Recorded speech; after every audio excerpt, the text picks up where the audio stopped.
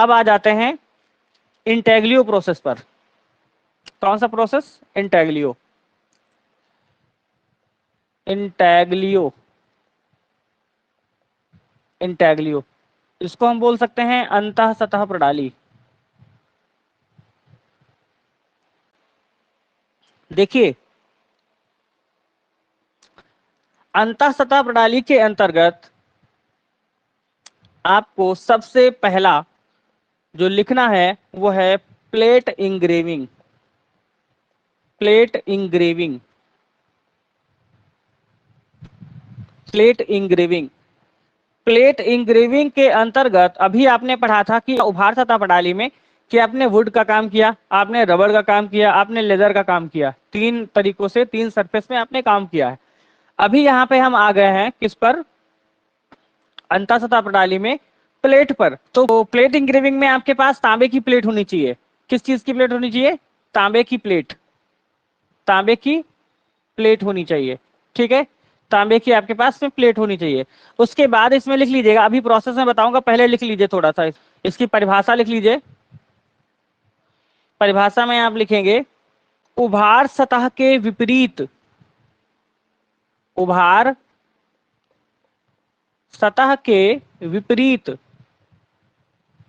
उभार सतह के विपरीत उत्कीर्ण किए गए भाग में, उत्कीर्ण किए गए भाग में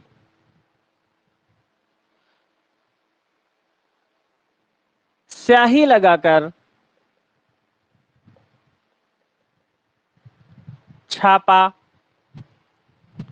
प्राप्त करना। ठीक है, ये वही बातें हैं जो मैं आपको बहुत पहले बता चुका हूं। इंग्रेविंग की खोज 15वीं सदी जर्मनी में होती है। ठीक है, जो आपका प्लेट इंग्रेविंग है या इंटेग्लियो प्रोसेस है, इसकी जो खोज होती है वो 15वीं सदी में जर्मनी में हो जाती है। अब लिखिएगा, प्लेट इंग्रेविंग को आप लिख लीजिएगा 1430 में। ये तांबे की प्लेट यहां से हटा करके मैं यहां लिख दे रहा हूं 1430 जर्मनी, 1430 जर्मनी। तांबे की प्लेट का प्रयोग, तांबे की प्लेट का प्रयोग किया जाता है। तांबे की प्लेट का प्रयोग यहां पे किया जाता है। इतना लिख लिया सभी ने? Yes sir. बात बात करते रहिए, बात करते रहिए, नींद आ जाएगी हमको, गिर जाएंगे हम यहीं पे, फायदा क्या है? सर हो गया। देखिए, आपने इंटेग्लियो के प्रोसेस के दौरान जो काम होता है वो आपने जान लिया है कि इंटेग्लियो में जो हम खोद करके पार्ट निकाल देते हैं उसी का प्रिंट लिया जाता है। उभार सतह में इसके जस्ट विपरीत होता है। इसकी 7 विधियां हैं, 7 विधियों में से जो प्लेट इंग्रेविंग है उसकी क्या विशेषता है? देखिए, एक बात हमेशा ध्यान रखिएगा, प्लेट इंग्रेविंग में एक निडल आती है जिसका नाम होता है इलेप्टिक निडल। क्या नाम होता है? Elliptic needle. इलेप्टिक निडल से काटना, यही सबसे बड़ी इसकी विशेषता है, इसके अलावा में कुछ नहीं है। सेम काम वैसे ही होता है जैसे सब में होता है, सिर्फ और सिर्फ इलेप्टिक निडल का प्रयोग करना ही प्लेट इंग्रेविंग की सबसे बड़ी विशेषता होती है। ठीक, नोट पॉइंट यहां पे लिखिएगा, इलेप्टिक निडल से, इलेप्टिक निडल से उत्कीर्णन करना इसकी प्रमुख विशेषता है। बस, इलेप्टिक निडल से उत्कीर्णन करना इसकी प्रमुख विशेषता बन जाती है। ठीक है, अब आप आ जाते हैं सीधे कार्यविधि पर। ठीक है, सर ये कार्यविधि एकदम पर आ पतली जाते हैं। प्लेट होती है ना, जैसे पतली प्लेट होती होगी। ये प्लेट जो है पतली का मतलब है कि 16 से 18 गेज, 16 से 18 गेज की प्लेट होनी चाहिए। लिख लीजिएगा, प्लेट की मोटाई 16 से 18 गेज, 16 से 18 गेज की होनी चाहिए इसकी मोटाई। मतलब प्लेट ऐसे साधारणतः जैसे होती है, आपने देखा होगा, लोग मकानों में अपना दरवाजा बनवाते हैं तो उसमें एक चादर लगती है, लगभग वैसा ही उतना ही मोटा। उस कार्य प्रणाली लिखेगा, कार्य प्रणाली। कार्य प्रणाली में आप क्या करेंगे, कार्य प्रणाली का लिखने का आशय हमारा यह है कि हम स्टार्टिंग से लेकर के अंत तक कैसे कैसे किन स्टेप्स में काम करेंगे तो हमारा जो प्लेट इंग्रेविंग का काम हो जाएगा। तो सबसे पहला पॉइंट इसमें लिखा जाता है, ये लिखा क्या जाता है, किया जाता है कि आप प्लेट लेंगे, कहे कि तांबे की प्लेट लेंगे, तांबे की प्लेट को ब्रासो या नौसादर की सहायता से धुलेंगे, फिर उसके बाद में वॉशिंग पाउडर से उसको बिल्कुल फिट और फिनिश धुल लेंगे। किसी भी प्रकार का उसमें स्क्रैच नहीं रहना चाहिए, किसी प्रकार का कॉर्नर कटा फटा नहीं रहना चाहिए, प्लेट कोई तरह मुड़ी नहीं रहनी चाहिए। इन सब को हम सही कर लेते हैं किसकी सहायता से, ब्रासो और नौसादर की सहायता से। तो सबसे पहले प्लेट को ब्रासो व नौसादर से धुलना, उसके बाद वॉशिंग पाउडर से भी धुलना है इसको, उसके बाद उसको वॉशिंग पाउडर से भी धुलना है। देखिए प्लेट को ब्रासो और नौसादर की सहायता से इसलिए धुला जाता है कि जैसे आप प्लेट का लेके आए हैं, उसमें कोई एक डॉट पड़ गया, हल्का फुल्का एक दो डॉट है, तो आप ब्रासो और नौसादर की सहायता से धुल देंगे, रगड़ करके बढ़िया बिल्कुल, तो वो फ्रेश हो जाएगा, चमकने लगेगी प्लेट, उसमें किसी प्रकार का कोई कचरा जमा हुआ नहीं रह जाएगा। ठीक है, और ना ही उस पर होना चाहिए।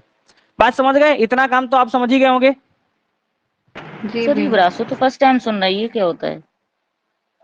ब्रासो फर्स्ट टाइम, एक जो है ना ये चूर्ण होता है, ठीक है, और उसमें क्या होता है, हल्के हल्के से दाने होते हैं, उस पे जब आप रगड़ करके धुलेंगे ना, तो जो हल्का सा ग्रेसेस जिसमें रहेंगे, ग्रेन्स जो रहेंगे सीट के, वो सभी खत्म हो जाएंगे, बिल्कुल बराबर कर देगा वो। ठीक है, ओके सर।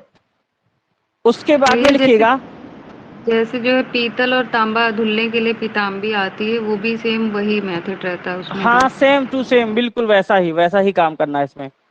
अब क्या है, प्लेट को हमने क्या किया, बिल्कुल फ्रेश तरीके से धुल लिया, कोई भी कॉर्नर जो है कटा फटा नहीं है, बिल्कुल सटीक एकदम फिट है जैसा हम चाहते हैं, धुलाई का काम हो गया। अब क्या है, सूखने के पश्चात, सूखने के पश्चात, सूखने के पश्चात रेखांकन या ट्रेसिंग, रेखांकन या ट्रेसिंग करते हैं। ठीक है, हमारी प्लेट है, कंप्लीट हो गई है, धो के रेडी कर लिया है, अब हमको जो काटना है उसको हम क्या करेंगे, ट्रेस कर लेंगे, यही तो बात है, इसके अलावा कुछ और काम है क्या?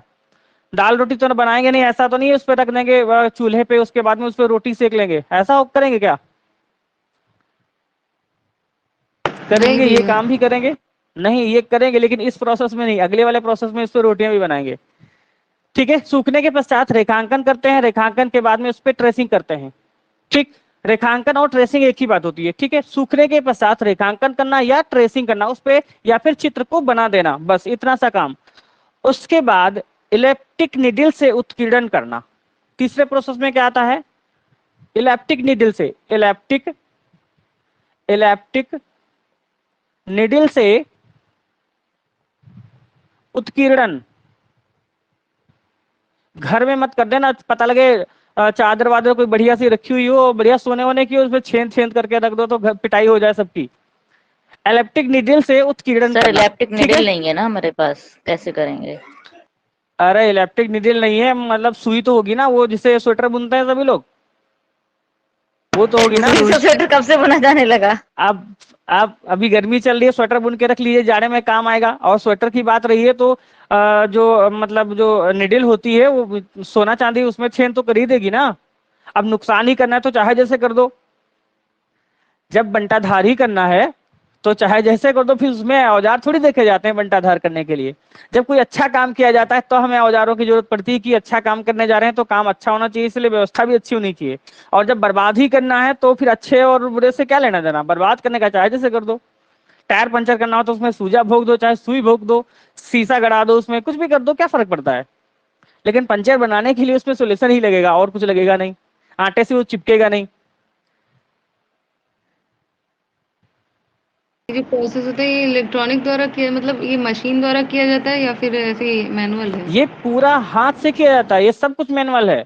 यहाँ पे मशीन का कोई भी काम नहीं है। मशीन का काम हम जब आएंगे तो समतल सतह में जब आएंगे तब मशीन का काम आएगा, इसमें अभी कुछ नहीं है। ये पूरा का पूरा काम ये 13वीं-14वीं शताब्दी में, जैसे 1430 में ये हुआ था, तो मशीनें तो थी ही नहीं, सब काम हाथ से होता था। ठीक है, ये उस समय की प्रणाली है। निडिल से, इलेक्ट्रिक निडिल से उत्कीर्ण करना, इतनी बात समझ गए होंगे।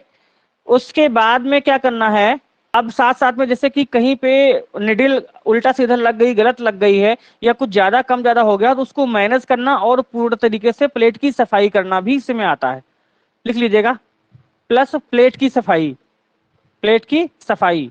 मैं एक एक स्टेप लिखवा दे रहा हूँ, एक एक स्टेप, कोई भी चीज छूटी नहीं है, फिर आपको ये ना लगे कि हम पढ़ेंगे बाद में तो साफ में समझ में नहीं आएगा।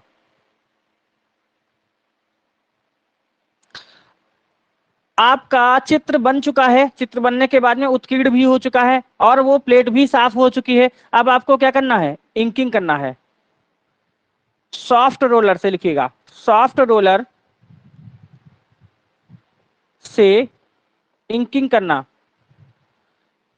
सॉफ्ट रोलर से इंकिंग करना। सॉफ्ट रोलर क्यों, क्योंकि हमें उस धारियों में, उस नालियों में इंक भरनी है जो कि हमें प्रिंट लेना है। ऊपर जो हमारी इंक लग जाएगी उससे मतलब नहीं है, हमें नालियों का प्रिंट लेना है। तो जो नालियों में हमें इंक नहीं भर पाएंगे तो प्रिंट नहीं ले पाएंगे, इसलिए सॉफ्ट रोलर का प्रयोग करेंगे, जिससे कि समस्त नालियों में जो है इंक भर जाए। बात खत्म। तो सॉफ्ट रोलर से इंकिंग की प्रक्रिया को करना। ठीक, अब इंकिंग प्रक्रिया हो गई है। इंकिंग के बाद में प्लेट साफ करना भी इसी में आएगा। प्लेट साफ करना, अब साफ क्यों करना है, क्योंकि आपको तो धारियों की जो है प्रिंट लेना है, तो उसके ऊपर जो हमारी इंक लगी है उसको हम पोंछ देंगे। जैसा मैंने उस दिन बताया था, एक क्या नाम है, प्लेट ली थी जिसपे बना के दिखाया था, आपको याद है। तो हमें ऊपर का बिल्कुल कपड़े की सहायता से पोंछ देना है। क्या करना है, पोंछ देना है, ऐसे बिल्कुल जैसे ये हो गया। इसमें क्या करना है, हमारा ये हमने चित्र बनाया था, ठीक है, और हमको जो है ये हमने काट करके निकाल दिया है। क्या किया, ये काट करके हमने निकाल दिया पूरा का पूरा, ठीक है, पूरा निकाल दिया। अब हम क्या करना है, इसमें से हमें पूरे भर में लगानी है इंक। पूरे भर में क्या लगानी है, इंक लगानी है। अब पूरे भर में जो इंक लगानी है, जब हम इसको साफ करेंगे ऐसे कपड़े से, तो क्या होगा, जो ऊपर ऊपर हमारा कटा हुआ भाग नहीं है उसमें कि हमारी इंक जो है ना पुछ जाएगी, है ना। बताइए, जी भैया। पहले क्या हो रहा था, पहले जो है ना इसमें इंक नहीं लग रही थी, अब सिर्फ इसमें ही इंक लग रही है, बाकी के जो बैकग्राउंड है उसमें इंक नहीं लग रही है। तो हम बाकी का जो बैकग्राउंड होगा वो साफ कर देंगे, प्लेट को साफ करेंगे, क्लीन कर देंगे प्लेट को, ठीक है। अब प्लेट को क्लीन करने के बाद 5 नंबर पे नम कागज पर, नम कागज पर प्रिंट लेते हैं। नम कागज पर प्रिंट लेते हैं। नम कागज प्रिंट इसलिए लेते हैं क्योंकि नम कागज जब होगा तो प्लेट, जो प्लेट पे है ना कागज अच्छी तरीके से चिपक जाएगा, बैठ जाएगा, जिससे कि जो इंक है ना नालियों की वो कागज पे अच्छे तरीके से लग पाएगी।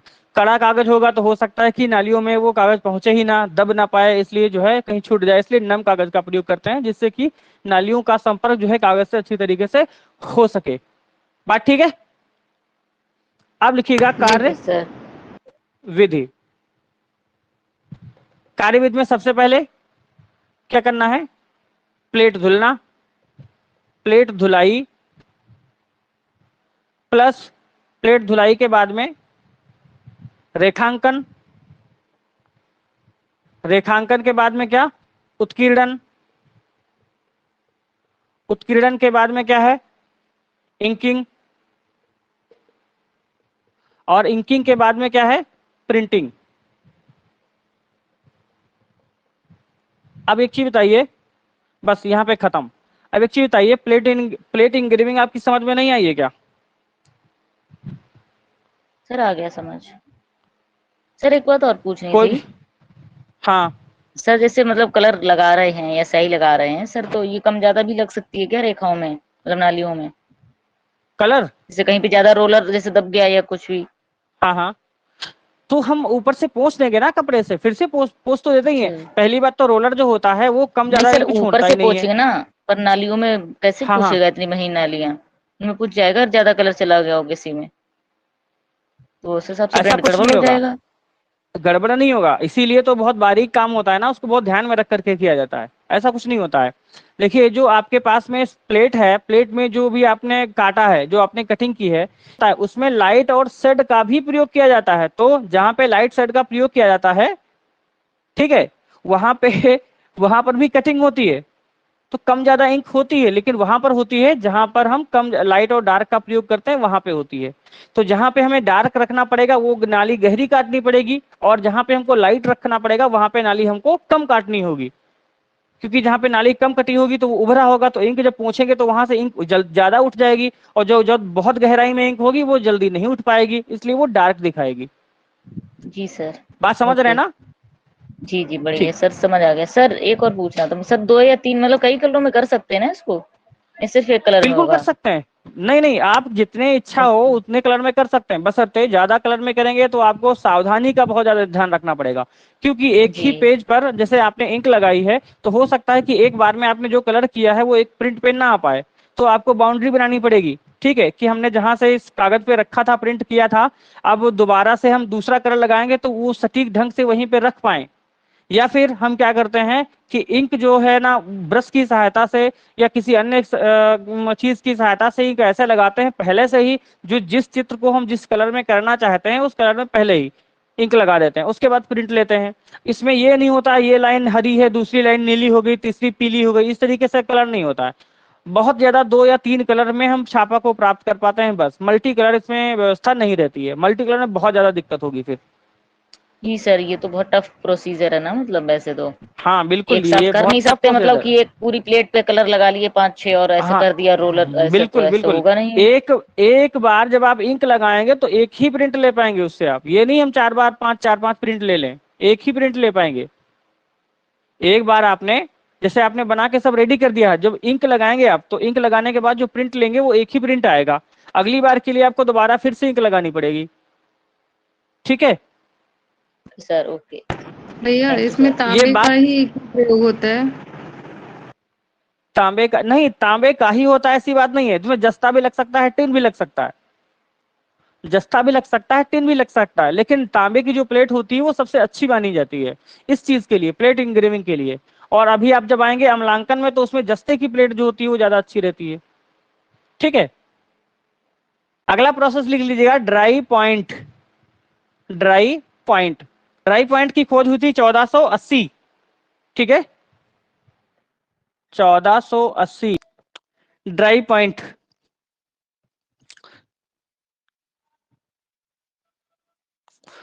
देखिए एक बात हम और आपको बता दें, ड्राई पॉइंट में भी जो प्लेट लगती है वो यही प्लेट लगती है। ठीक है, जो इसकी खोज हुई थी 1480 में हुई थी, और इसकी जो प्लेट है किसकी है, तांबे की, 16 से 18 गेज मोटी। ठीक है, 16 से 18 गेज मोटी जो होगी इसकी प्लेट होगी। हमने बताया था उसमें इलेक्ट्रिक नीडल का प्रयोग होता है, और इसमें प्रयोग होता है, इसकी प्रमुख विशेषता लिखिए, इसकी प्रमुख विशेषता, विशेषता डायमंड निडल, डायमंड निडल का उत्कीर्णन। इसकी प्रमुख विशेषता डायमंड निडल का उत्कीर्णन है, जो कि जो कि बर दोहरी रेखा प्रभाव, दोहरा रेखा प्रभाव प्रभाव प्रकट करता है।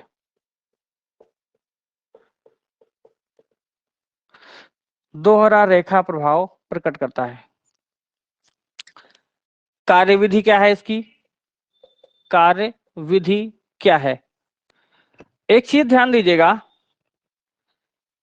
जब आप कहीं गए हो, कहीं गए क्या मतलब जिस कैंडिडेट का इलाका खेतों की तरफ हो। कहाँ पे हो? खेतों की तरफ। किसी का है, किसी ने जुता हुआ खेत देखा है? बिल्कुल अच्छा ये देखे थे बताइए सर। किसने नहीं देखा है? सर देखे हैं। देखे हैं? देखे हैं पक्का? जी सर। जी भैया। चलिए अच्छा, ठीक है। जैसे कि ये खेत है,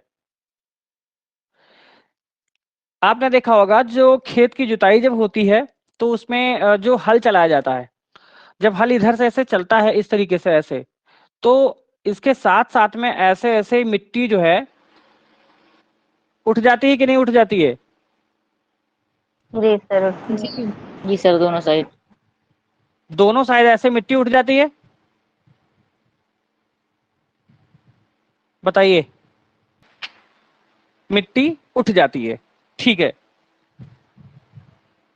इसी मिट्टी का उठना ही बर्र कहलाता है। और ड्राई पॉइंट की प्रमुख विशेषता जो है यही है इसका बर्र होना। बर्र होने का मतलब है दोहरी रेखीय या दोहरा रेखा प्रभाव, ठीक है।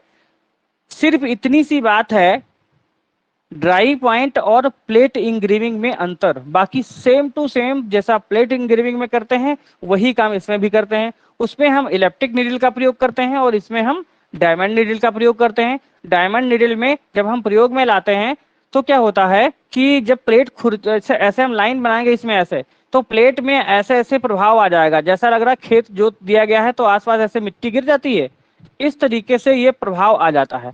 यही जो प्रभाव रहता है वो जो है इसका ड्राई पॉइंट की विशेषता है। बस ड्राई पॉइंट की सिर्फ और सिर्फ एक ही विशेषता है कि इसमें जो है ये बर्र बन जाते हैं या दोहरी रेखा प्रभाव का अनुभव होने लगता है, यही इसकी एकमात्र विशेषता है। इसके अलावा में जैसा आपने पहले लिखा था सेम टू सेम वही चीज आप लिख लीजिए, आपका जो है ड्राई पॉइंट कंप्लीट है। बताइए अगर समझ में ना आया हो तो। बर तो सब में निकल जाते होंगे ना, जैसे उनकी खुदाई होती होगी तो। उसमें बहुत कम निकलता है, हमने बोला ना इसमें इलेप्टिक नीडल का प्रयोग किया जाता है। इलेप्टिक नीडल की नोक जो होती है ऐसी होती है कि बर्र उसमें निकलने नहीं देता है, और अगर निकला भी तो हमने उसमें सेकंड नंबर पे लिखा था उत्कीर्णन के बाद में प्लेट की सफाई करना। उत्कीर्णन के बाद में प्लेट की सफाई करना, तो प्लेट की सफाई के दौरान जो बर्र निकले हुए हैं उसको हटा देना है, बिल्कुल उसको हटा देना है, साफ कर देना है, उसको रखना ही नहीं उसमें, तभी तो लाइन जो होगी बिल्कुल क्लियर होगी। इसमें धुंधलापन ही रखना है लाइनों में, यही इसकी विशेषता है धुंधलापन रखने की, सबसे प्रमुख विशेषता यही है, इसके अलावा में और कुछ नहीं। बर्र उसमें से हटा देना है, इसमें बर्र को बना देना है, ठीक। तो पहले क्या था हमने बताया था प्लेट सफाई, प्लेट सफाई, उसके बाद रेखांकन, रेखांकन के बाद उत्कीर्णन, उत्कीर्णन के बाद में इंकिंग, इंकिंग के बाद में प्रिंटिंग, खत्म ड्राई पॉइंट।